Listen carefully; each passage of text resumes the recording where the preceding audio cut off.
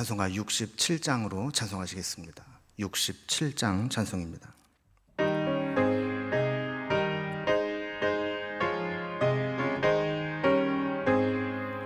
영광의 왕께 다 경배하며 그 크신 사랑 늘 찬송하라.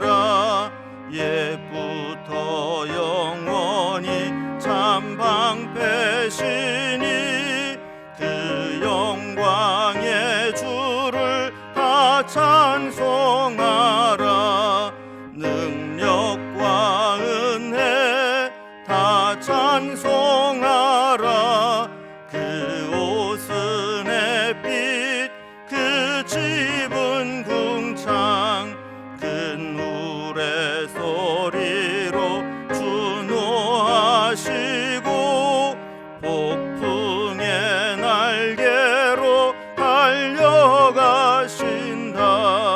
저 아름답고 놀라운 일이 가득한 이 땅 다 주의 조화 그 힘찬 명령에 더 잡히나니 저 푸른 바다는 옷자락이라. 질그릇같이 연약한 인생 주 의지하여 늘 강건하리. 온 백성 지으신 만왕이시니 그 자비 영원히 변함없어라.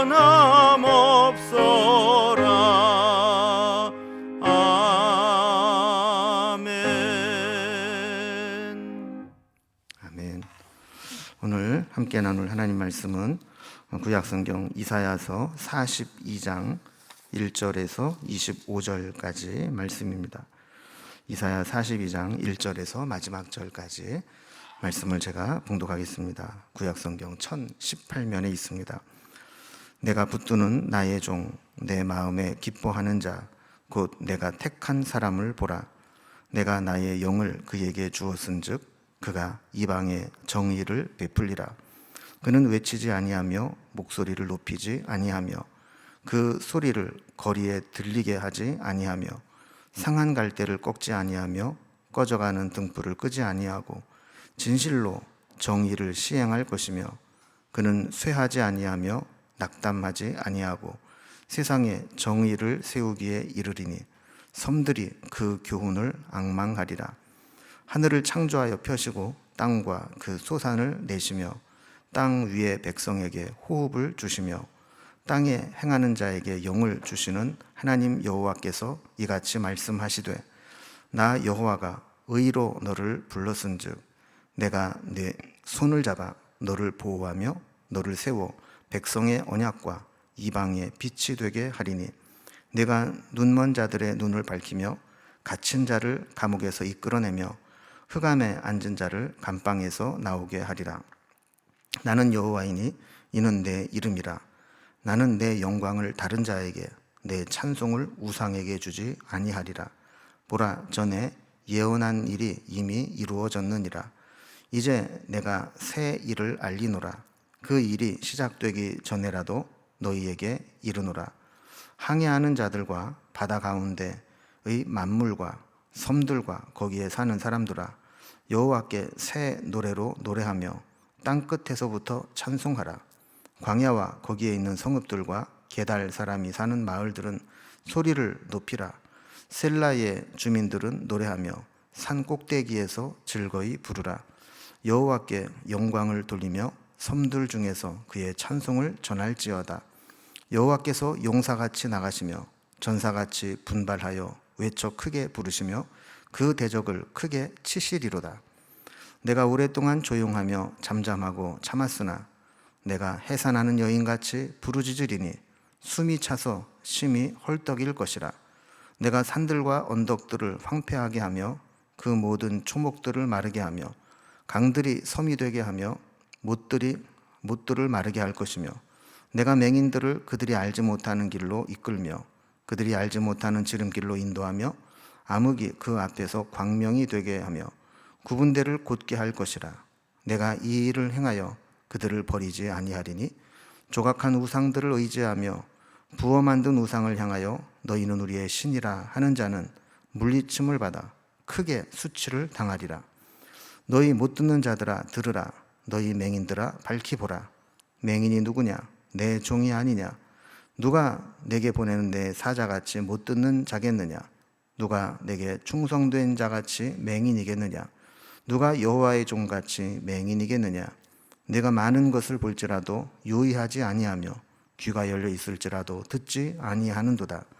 여호와께서 그의 의로 말미암아 기쁨으로 교훈을 크게 하며 존귀하게 하려 하셨으나 이 백성이 도둑 맞으며 탈취를 당하며 다 굴 속에서 잡히며 옥에 갇히도다. 노략을 당하되 구할 자가 없고 탈취를 당하되 되돌려주라 말할 자가 없도다. 너희 중에 누가 이 일에 귀를 기울이겠느냐? 누가 뒤에 올 일을 삼가 듣겠느냐? 야곱이 탈취를 당하게 하신 자가 누구냐? 이스라엘을 약탈자들에게 넘기신 자가 누구냐? 여호와가 아니시냐? 우리가 그에게 범죄하였도다. 그들이 그의 길로 다니기를 원하지 아니하며 그의 교훈을 순종하지 아니하였도다. 그러므로 여호와께서 맹렬한 진노와 전쟁의 위력을 이스라엘에게 쏟아 부으심에 그 사방에서 불타오르나 깨닫지 못하며 몸이 타나 마음에 두지 아니하는도다. 아멘. 여러분, 이사야서의 후반부는 바벨론의 포로로 끌려간 유다 백성들을 하나님께서 기적 같은 은혜와 능력으로 구원해서 다시 되돌아오게 하시겠다 하는 약속과 회복의 말씀이 기록되어 있다고 했습니다. 이제 하나님은 그 하나님의 구원 계획을 더 구체적으로 말씀하십니다. 먼저는 하나님께서 하나님의 종을 세워서 그를 통해서 하나님 백성들을 인도해 내실 것이다, 이렇게 말씀을 하고, 이렇게 하나님의 그 구원의 역사를 보면서 열방이 하나님께 찬양을 올려드리게 될 것이다. 그리고 마지막에는 하나님의 구원을 보아도 깨닫지 못하는 자들이 있을 텐데 그럼에도 불구하고 하나님은 결국 하나님의 구원을 완성하실 것이다 하는 내용을 담고 있습니다. 그래서 오늘 우리가 읽은 본문 이사야서 24장은 이런 주제들을 다루고 있습니다.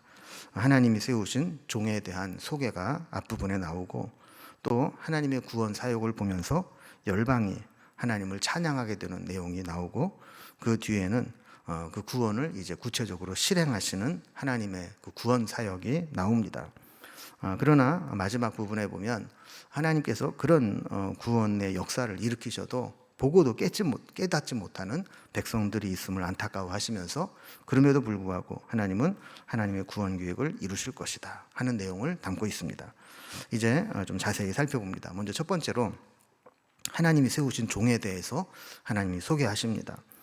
하나님이 이스라엘 백성들을 이제 포로에서 불러내서 하나님의 땅으로 불러오신다라고 하는 것은 말로만 하신 것이 아니었습니다.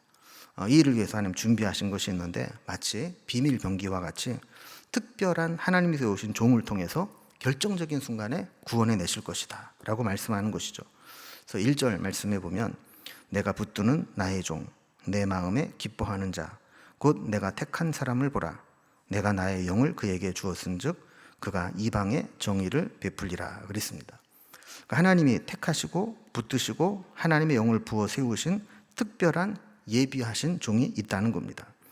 이 하나님의 종은 이스라엘 백성들을 바벨론에서 포로에서 귀환하게 만든 지도자들 스룹바벨이나 느헤미야나 에스라 같은 그런 이제 종교 지도자들도 해방되어서 포로 귀환을 이끈 지도자들을 의미하기도 하지만 궁극적으로는 이 땅에 우리를 죄에서 구원하실 예수 그리스도가 오실 것을 예표하기도 합니다.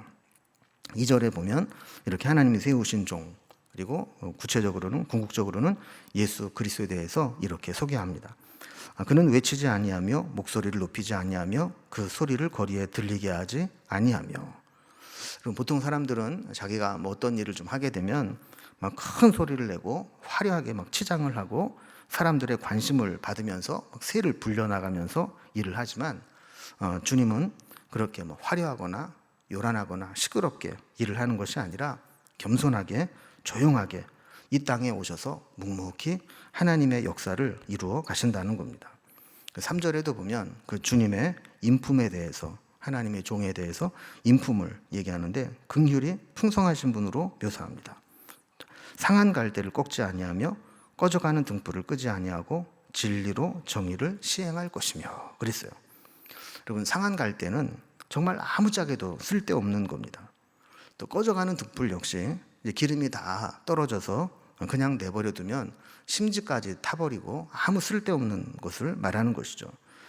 상한 갈대나 꺼져가는 등불은 세상적으로 보면 이렇게 아무런 소망도 없고 더 이상 버틸 힘도 없는 자들을 의미합니다. 그런데 하나님은 하나님의 종을 보내어서 그런 자들 역시 포기하지 않으시고 그들을 늘 끝까지 긍휼을 베푸신다는 거예요. 왜냐하면 세상적인 기준으로 볼 때 그렇게 다 끝난 것처럼 보이는 사람에게도 성령이 임하고 주님을 만나기만 한다면 얼마든지 다시 살아날 수 있기 때문에 그렇다라는 것이죠. 그래서 주님을 만나느냐 못 만나느냐 이게 중요한 것이지 지금 내 상황이 중요한 게 아니라는 거예요. 4절에도 보면 계속 이어집니다. 그는 쇠하지 아니하며 낙담하지 아니하고 세상의 정의를 세우기에 이르리니 섬들이 그 교훈을 앙망하리라. 하나님 세우신 종 그리고 예수 그리스도께서 이 땅에 오시게 되면 정의를 세우고 섬이 없는 곳, 그 섬이라고 하는 곳은 이스라엘의 기준으로 보면 사실 섬이 없잖아요. 그러니까 가장 먼 곳에 있는 곳을 상징하는 겁니다. 그러니까 이스라엘에게서 가장 변방에 있고 가장 멀리 있는 곳에서조차 하나님의 종으로부터 교훈을 얻기를 앙망하게 된다는 겁니다. 그래서 5절에서는 이렇게 하나님의 종을 보내셔서 우리를 구원하시는 하나님이 어떤 분인가를 설명합니다. 5절입니다. 하늘을 창조하여 펴시고 땅과 소산을 내시며 땅 위의 백성에게 호흡을 주시며 땅에 행하는 자에게 영을 주시는 하나님 여호와께서 이같이 말씀하시느니라. 하나님은 이 땅을 창조하기도 하시고 그것을 소산을 내고 유지하기도 하시고 또 폐하기도 하시는 분이라는 거예요. 무엇보다 우리에게 하나님의 영, 성령을 부어주셔서 우리를 살게 하고 다시 회복시키고 생명을 얻게 하는 분이라는 것이죠. 그 하나님이 하나님의 종을 통해서 반드시 이 일을 이루시겠다 하는 겁니다. 6절에 보면 그 하나님께서 우리를 의로 부르시고 우리의 손을 잡아 우리를 보호하시고 우리를 세워 백성의 언약과 이방의 빛이 되게 하시겠다 그랬어요. 그 하나님은 우리를 구원하실 때 단지 고통받는 곳에서 포로 생활에서 자유로운 구원을 주시는 것으로 끝나는 것이 아니라 우리를 불러서 하나님의 구원을 온 세상에 전하게 하는 사명까지 우리에게 맡기셨다라는 거예요. 7절에 보면 내가 눈먼 자들의 눈을 밝히며 갇힌 자를 감옥에서 이끌어내며 흑암에 앉은 자를 감방에서 나오게 하리라 그랬어요. 눈먼 자, 갇힌 자, 흑암에 앉은 자, 가장 힘들고 비참한 상태에 있는 자들을 이야기하는데 주님이 오셔서 하나님의 종을 보내시고 하나님이 역사를 하시면 이렇게 가장 비천하고 비참한 상태에 있는 자들의 상황을 끝내고 이제 하나님의 은혜의 시간이 되게 하시겠다는 겁니다. 그래서 8절에 보면 나는 여호와니 이는 내 이름이라 나는 내 영광을 다른 자에게 내 찬송을 우상에게 주지 아니하리라. 하나님께서 이렇게 하나님의 능력과 권능을 나타내고 구원하시는 그 이유는 사람들이 다른 곳에 가서 헛된 곳에 가서 하나님이 구원하셨음에도 불구하고 다른 우상에게 가서 그들을 빌고 찾고 영광을 돌리지 못하도록 하시겠다라는 거예요. 그리고 9절에서 결론적으로 말씀합니다. 전에 예언한 것이 이루어진 것을 보듯이 앞으로도 새 일을 또 행하셔서 구원하시겠다 하는 겁니다. 자, 이렇게 하나님은 하나님의 종을 통해서 하나님의 구원의 계획을 구체적으로 실행하시겠다 하는 말씀을 주시는 것이죠. 그리고 두 번째 주제로 넘어가면 하나님이 행하신 일에 대한 열방의 찬양입니다. 하나님의 구원을 지켜본 자들은 하나님을 찬양하지 않을 수 없습니다. 그래서 10절에 보면 항해하는 자들과 바다 가운데의 만물과 섬들과 거기에 사는 사람들아 여호와께 새 노래로 노래하며 땅 끝에서부터 찬송하라 그랬습니다. 아까도 살펴본 것처럼 여러분 바다 끝이나 섬은 이스라엘에서 보면 육지에서 가장 먼 곳, 소식이 가장 늦게 전파되는 곳입니다. 그런데 그곳에까지 하나님의 구원의 소식이 전해지게 되고 그 가장 변방에 멀리 있는 곳에서도 새 노래로 하나님의 구원을 찬양하는 일이 일어나게 될 것이라는 거죠. 11절에 보면 광야와 거기에 있는 성읍들과 게달의 사람들이 사는 마을들은 소리를 높이라. 셀라의 주민들은 노래하며 산 꼭대기에서 즐거이 부르라. 그러니까 광야와 게달에 있는 사람들은 아라비아 광야, 아라비아 동쪽에, 이스라엘의 동쪽에 아라비아 사막에 사는 사람들이고요. 셀라의 주민들은 밑에 에돔 사람을 의미합니다. 그러니까 가장 옆에 있으면서도 가장 하나님을 적대하는 자들. 그러니까 우리도 그렇지 않습니까? 가장 가까운 가족 또 친구이면서도 하나님께 대해서 마음이 닫히고 강팍한 사람들 전도하기가 어렵지 않습니까? 그런데 이런 자들 역시 하나님이 이스라엘 백성들에게 행하신 일들을 보면서 즐거운 노래를 부르게 하실 것이다 그랬어요. 그래서 12절의 말씀과 같이 여호와께 영광을 돌리고 섬들 중에서도 그의 찬송을 전하라 이렇게 선포할 수 있게 하시겠다라는 겁니다. 세 번째, 구원을 실행하시는 하나님에 대해서 또 말씀합니다. 13절과 14절에 보면 하나님이 어떻게 구원하시는가 이것을 두 가지로 나타내는데 먼저 13절을 보면 여호와께서 용사같이 나가시며 전사같이 분발하여 외쳐 크게 부르시며 그 대적을 크게 치시리로다 그랬어요. 그러니까 하나님이 이스라엘 백성들을 구원하시는 것을 보면 잘 훈련되고 철저하게 무장된 용사나 전사와 같이 막강한 힘을 가지고 대적들을 정복하면서 하나님 백성들을 구원해 내신다는 거예요. 두 번째, 하나님이 이스라엘 백성 구원하시는 비유는 14절에 나옵니다. 내가 오랫동안 조용하며 잠잠하고 참았으나 내가 해산하는 여인같이 부르짖으리니 숨이 차서 심히 헐떡일 것이라 그랬어요. 그럼 우리가 평상시에도 조심하지만 아이를 잉태한 해산할 때가 가까운 여인들은 참 숨이 헐떡헐떡하면서 조심조심하지 않습니까? 그러니까 하나님도 마찬가지로 아이를 해산하기 위해서 매우 조심스럽게 하는 것과 마찬가지로 하나님의 백성들이 한 명도 상하지 않도록 하기 위해서 그렇게 조용히 잠잠하게 그렇게 구원을 이루어 나가신다라는 거예요. 그래서 15절에 보면 하나님은 내가 산들과 언덕들을 황폐하게 하며 그 모든 초목들을 마르게 하며 강들이 섬이 되게 하며 못들은 마르게 할 것이며 그랬어요. 그럼 여기에서 산들, 언덕, 초목, 강, 못 이런 것들은 하나님을 대적했던 것들을 상징하는 것들입니다. 하나님을 대적하고 자기의 힘을 과시했던 자들이지만 하나님께서 가뭄을 주시면 나무들이 말라 비틀어지고 거기다 산불이라도 나게 되면 민둥산이 되어서 모든 것이 드러나게 되고 물들이 다 말라버리면 아주 황량하고 볼품없는 것들이 된다라는 거예요. 16절에도 보면 내가 맹인들을 그들이 알지 못하는 길로 이끌며 그들이 알지 못하는 지름길로 인도하며 암흑이 그 앞에서 광명이 되게 하며 구분대를 곧게 할 것이라 내가 이 일을 행하여 그들을 버리지 아니하리니 그랬어요. 여기서 맹인은 하나님의 구원을 보고도 깨닫지 못하는 자들을 의미합니다. 하나님을 알지 못하는 인생은 맹인이 길을 보지 못하는 가운데 더듬으면서 가는 것과 같다라는 거예요. 그러니까 인생의 방향도 모르고 그냥 단지 코앞에 닥친 현실과 부딪히면서 살아가는 인생이라는 것이죠. 그러다가 하나님이 그 인생을 만나주시고 그 인생에 개입하시게 되면 인생이 달라지죠. 왜 그래요? 하나님이 우리의 인도자가 되어주시기 때문에 그렇습니다. 그러면서 마지막 17절에 우상 숭배의 헛됨을 다시 한번 지적합니다.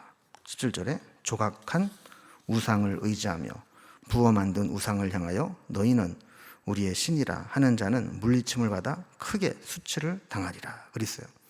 하나님의 백성들은 하나님이 철저하게 구원하시지만 우상을 숭배하고 우상 숭배를 끝까지 포기하지 못하는 자들, 이런 자들은 물리침을 받아 크게 수치를 당한다 그랬어요. 그럼 사람들이 왜 우상 숭배를 끝까지 포기하지 못할까요? 그것은 우상에게서도 뭔가를 좀 얻어낼 수 있으면 얻어내고 하나님도 이용해서 내 욕심을 좀 채워보겠다 하는 욕망 때문에 그렇습니다. 그러나 하나님은 이렇게 양다리 걸치는 것을 허용하지 않으시고 철저하게 하나님만 의지하는 자들을 구원하신다는 거예요. 그래서 네 번째 주제는 이렇게 하나님이 구원의 역사를 이루셔도 그걸 보고도 깨닫지 못하는 백성들이 있다라고 말씀합니다. 여러분, 아무리 하나님이 눈앞에서 구원을 베푸셔도 영적인 눈이 닫혀 있으면 깨닫지 못하는 겁니다. 그래서 18절 말씀해 보면 너희 못 듣는 자들아 들으라, 너희 맹인들아 밝히 보라 그랬어요. 여기서 말하는 것은 신체적인 청각장애인, 시각장애인을 말하는 게 아니라 하나님 말씀을 듣고도 못 들은 척하고 하나님이 하시는 구원을 보면서도 못 본 척하는 불순종하는 자들을 책망하는 겁니다. 19절에 보면 이런 자들이 어떤 자들인가를 구체적으로 설명합니다. 맹인이 누구냐? 내 종이 아니냐? 누가 내가 보내는 내 사자같이 못 듣는 자겠느냐? 누가 내게 충성된 자같이 맹인이겠느냐? 누가 여호와의 종같이 맹인이겠느냐? 그랬어요. 여기 보면 내 종, 내가 보내는 내 사자, 충성된 자, 여호와의 종들, 이런 자들은 다 하나님이 사용하시던 하나님의 종들입니다. 근데 그들이 영적으로 어두워지고 마음이 강팍해서 눈을 닫아버리고 강팍하고 불순종하게 되었다는 거예요. 그래서 20절에 보면 네가 많은 것을 볼지라도 유의하지 아니하며 귀가 열려 있을지라도 듣지 아니하는도다 그랬습니다. 여러분, 요한계시록의 7교회에 보낸 편지에도 보면 귀 있는 자는 들을지어다, 이 말씀을 계속 반복해서 하고 있지 않습니까? 우리가 육신의 귀가 열려 있고 육신의 눈이 띄어져 있다 할지라도 마음이 닫혀 있고 마음이 강팍해지면 보지 못하는 겁니다. 설령 본다 할지라도 보고 들은 대로 살지 않습니다. 여러분, 우리가 이제 무지막지라는 말이 있어요. 무지라는 말은 알지 못해서 못하는 것이고 막지라고 하는 것은 알려고조차 하지 않는 거예요. 그러니까 무지한 사람은 몰라서 그러는 거니까 누가 알려주면 소망이 있습니다. 그러나 막지는 고집만 세고 마음이 굳어서 알려고 하지도 않고 설령 알아도 받아들이지 않는 자입니다. 지금 유다의 지도자들, 하나님의 백성들은 이렇게 무지하고 막지한 자들이라는 거죠. 하나님이 하시는 일들을 보지도 못하고 보아도 순종하지 않고. 그래서 주님은 유다 백성들에게 존귀하게 되는 길을 율법을 통해서 주셨습니다. 21절을 보면 여호와께서 그의 의로 말미암아 기쁨으로 교훈을 크게 하며 존귀하게 하려 하셨으나 그랬어요. 하나님이 백성들에게 주신 율법은 강제로 억압하는 율법이 아니라 하나님께서 복을 주시려기 위한 선물이라는 것이죠. 그래서 하나님의 의로 말미암아 기쁨으로 교훈을 크게 하며 존귀하게 하려 함이라. 그리고 율법 안에 있으면, 하나님 말씀 안에 있으면 하나님의 복과 은혜를 누릴 수 있도록 하기 위해서 이 말씀을 주셨다는 겁니다. 그러나 백성들은 그렇게 받아들이지 않았습니다. 그래서 22절에 보면 이 백성이 도둑맞으며 탈취를 당하며 다 굴속에 잡혀며 옥에 갇혔도다. 노략을 당하되 구할 자가 없고 탈취를 당하되 되돌려주라 말할 자가 없도다 그랬어요. 하나님께서 이 율법과 하나님의 교훈을 주시면서 그 율법 안에서 하나님의 은혜와 복을 누리며 살기를 원하셨지만 이스라엘 백성들은 의도적으로 그것을 거부하고 자기 멋대로 살았죠. 그들에 대한 하나님의 심판이 이렇게 도둑질을 당하고 탈취당하고 굴속에 잡히고 옥에 갇히고 노략을 당하고 하는 것과 마찬가지로 바벨론에게 멸망을 당하고 모든 것을 다 빼앗기고 포로로 끌려가게 되었다는 거예요. 이런 상황을 보면 누구라도 도와주고 누구라도 바벨론이 잘못했다고 말해줘야 되는데 그렇게 말해주는 사람조차 없다라는 겁니다. 23절에 보면 이사야 선지자가 하나님의 말씀을 받아서 하나님 말씀에 귀 기울일 것을 권면하죠. 하나님 말씀 외에는 앞으로 어떻게 될지 인도함을 받을 것이 없다는 겁니다. 그래서 24절에 보면 왜 하나님의 말씀을 들어야 되는가를 다시 한번 교훈합니다. 야곱이 탈취를 당하게 하신 자가 누구냐? 이스라엘을 약탈자들에게 넘기신 자가 누구냐? 여호와가 아니시냐? 우리가 그에게 범죄하였도다. 그들이 그의 길로 다니기를 원하지 아니하며 그의 교훈을 순종하지 아니하였도다. 여러분, 우리가 특별히 잘 모르는 길을 갈 때에는 이정표를 잘 보고 가는 게 중요합니다. 이정표나 안내판을 무시하고 자기 마음대로 막 하면 길을 헤매게 됩니다. 지금 유다가 당한 위기를 맞게 된 이유는 우리의 삶의 이정표 되신 하나님의 말씀과 교훈을 무시했기 때문입니다. 그래서 그 결과로 유다는 25절의 말씀과 같이 하나님의 맹렬한 진노와 전쟁의 고통을 당하게 되었다라는 거예요. 우리는 다시 한번 하나님의 구원, 하나님의 은혜를 우리 마음속에 새기고 하나님의 말씀을 듣고 귀 기울이며 살아가야 됩니다. 자, 이렇게 하나님은 우리에게 하나님의 구원을 말로만 하신 것이 아니라 구체적으로 실행하고 계시고, 그것을 본 자들은 당연히 하나님의 은혜에 감사와 찬양을 드릴 수밖에 없고, 또 하나님은 구체적으로 우리를 구원하시는데, 문제는 우리의 영적인 눈이 띄어져 있느냐, 들을 귀가 있느냐 하는 것이죠. 오늘도 우리를 향해서 베푸시는 하나님의 구원을 마음에 새기고 하나님께 찬양하며 영광을 돌리며 말씀수가 또 하나님의 은혜 가운데 살아가는 삶이 되기를 기원합니다. 기도하겠습니다. 하나님 아버지, 하나님은 언제나 변함없는 사랑으로 우리를 인도해 주시고 구체적으로 우리의 삶의 문제들 가운데 구원해 주시는 분임을 믿습니다. 오늘 말씀을 통해서 분명히 보여주셨고, 또 우리의 삶을 통해서 고백하고 간증할 수 있는 많은 사건들이 있음을 또한 고백합니다. 오늘도 우리가 가지고 있는 여러 가지 문제들 가운데 이것을 해결하시고 구원하실 분은 하나님밖에 없는 줄로 믿습니다. 하나님 친히 우리의 삶에 오시고, 또한 예수 그리스도를 보내셔서 우리를 구원하신 것과 같이 우리의 삶의 구체적인 문제들도 우리의 주인 되신 하나님께서 친히 인도하시고 또 해결하시고 우리에게 구원을 베풀어 주시옵소서. 늘 우리의 삶의 이정표 되는 하나님의 말씀을 떠나지 않게 하시고, 말씀 가운데 우리가 살아갈 지표를 얻게 하시고, 하나님 행하시는 일들을 보아 알 수 있는 영적인 눈이 막히지 않게 하시고, 늘 하나님께 감사와 또 찬양으로 화답하며 살아가는 우리의 삶이 되게 하여 주옵소서. 오늘도 살아가는 날 동안 필요한 은혜를 베풀어 주시고 주님과 동행하는 귀하고 복된 날 되게 하여 주옵소서. 우리의 기도를 들으시는 예수님의 이름으로 기도드리옵나이다. 아멘. 각자의 기도 제목들로 자유롭게 기도하시겠습니다.